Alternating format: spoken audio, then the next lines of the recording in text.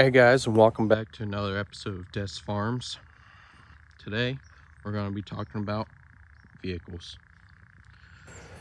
and more importantly, my vehicle, and what I use for the farm, and also my brother's vehicle, what we use for the farm. But hope you guys enjoy today's video. It's a little different, but more importantly, it's something for you guys you can watch. Okay? Now this is my truck.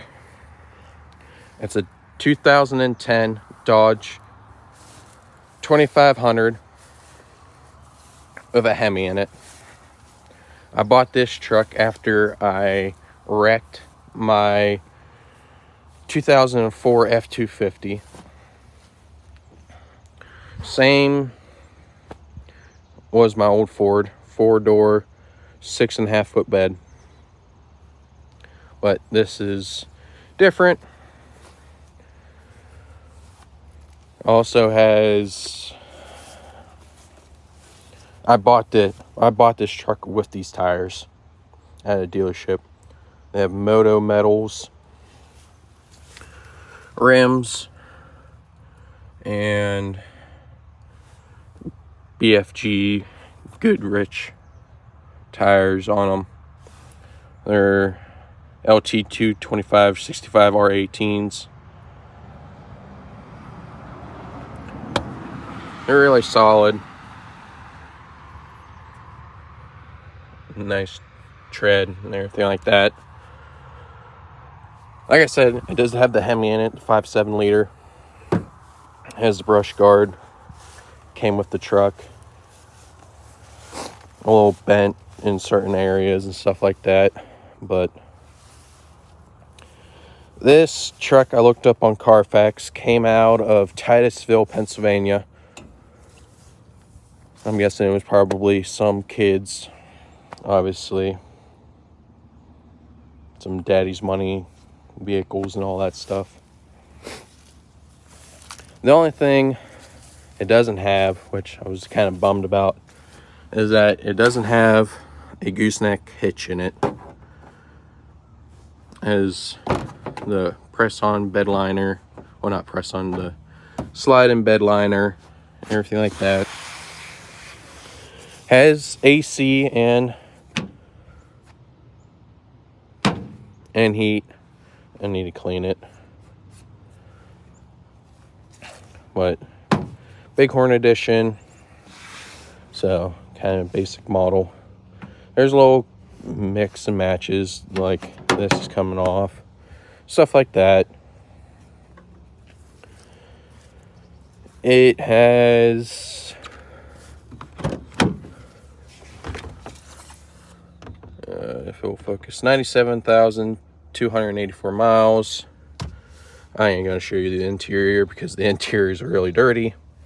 But there's a few spots that's all messed up that need touched up, but this will probably what you'll see a lot in the videos. This is what we hauled hay with after my brother's truck went down. I think it has a class 5 Reese hitch in it. And stuff like that. It's all well maintained for being a Pennsylvania truck. But I mean, there's a few blemishes and stuff like that. But it's all good. It does have a full-size tire and everything like that. Now, on to my brother's truck. This is a 2007 F-250. Has a 5.4 VTC in it, which governs the 8-cylinder, the 8 valves in it. It pretty much is a fuel-efficient truck that runs off of 3 cylinders. He had a lot of trouble. He bought this at where I used to work at a Ford dealership. and things like that. It has some blemishes and stuff like that, rust around the fenders and stuff, but that's typical on a Ford, having rust start from here over. I'm glad that his cab corners aren't like that, because that's literally what it is. His has the fifth wheel package in it and all of his other goodies, but his has the fifth wheel package. I believe his is the same as mine, has class 5 dual pipes. But class 5, a little bit more rust there, and more rust there. But he has a BMW turnover ball, stuff like that. I believe his is 98,000 miles.